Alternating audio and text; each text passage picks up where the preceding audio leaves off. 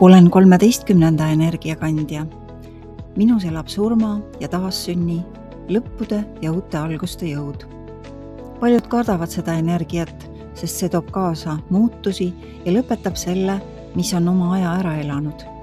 Kuid just selles peitubki minu vägi.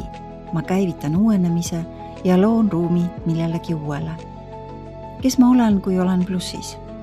Olen salapärane ja ettearvamatu. Kuhu iganes ma lähen, toon endaga värskust, liikumist ja muutusi. Minus on loomulikku uudishimu, loovust ja soovi avastada midagi uut.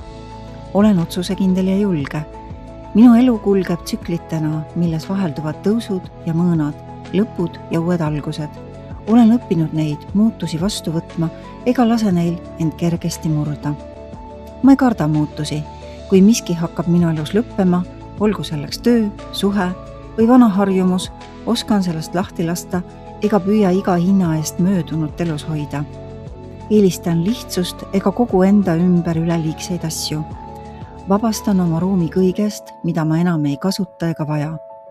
Ka keerulistes ja äärmuslikes olukordades suudan tegutseda kiiresti, rahulikult ja külma närviga. Elan justkui avatud kätega. Ma ei klammerdu liigselt inimeste, asjade ega olukordade külge. Kui miski minu elust lahkub, luban sellel minna. Ma ei karda elu lõplikkust. Samal ajal ei lase ma ka enda kõrval kellelgi sisemiselt kustuda.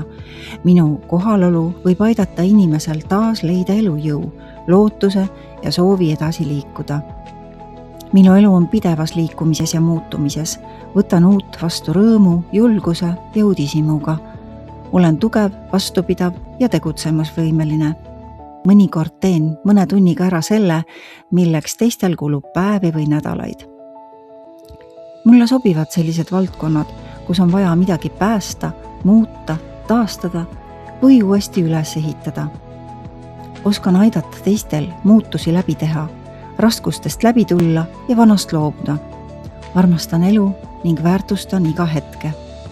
Rutiin väsitab mind, vajan liikumist, uusi kogemusi ja võimalust avastada tundmatuid paiku.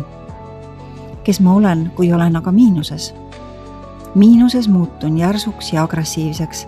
Võin öelda teravaid asju ega märka alati, kui sügavalt need teistele haiget teevad. Püüan muutusi läbi suruda, jõuga ega arvesta teiste valmisolekuga. Võin muutuda tuimaks teiste kannatuste suhtes. Alustan mitut asja, kuid ei vii neid lõpuni.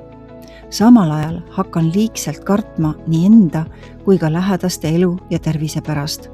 Minu kodu võib muutuda justkui laoks või kollektsiooniks, kuhu kogun nii vajalikke kui ka mittevajalikke esemeid. Mul on raske loobuda riietest, asjadest ja mälestustest, kuid ka suhetest, mis mulle enam rõõmu ei paku. Kui olen tugevalt tasakaalust väljas, võib mulle tunduda, et kõik minu ümber hakkab lagunema.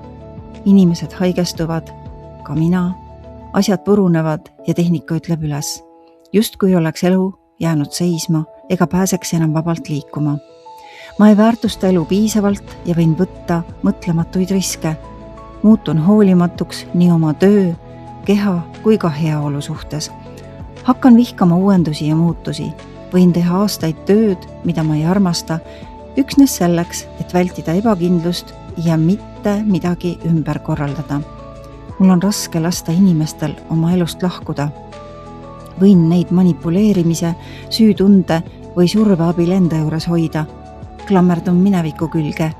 Elan pidevalt vanades mälestustes ja meenutan seda, mis on lõppenud, selle asemel, et pöörata pilk tulevikku. Võin täita oma kodu lahkunud lähedaste fotode ja esemetega, sest mul on raske kaotust vastu võtta ning leinast edasi liikuda. Mul on raske otsuseid langetada. Minus napib sihikindlust ja usaldust elu vastu ning seetõttu jään paigale ka siis, kui muutus on vältimatu.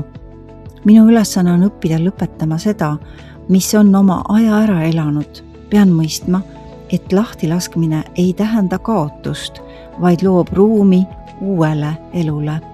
Kui julgen muutusi usaldada, muutub minu jõud hävitava asemel uuendavaks. Siis saan kasutada oma energiat selleks, et aidata nii endal kui ka teistel vanast välja kasvada ja uuesti sündida.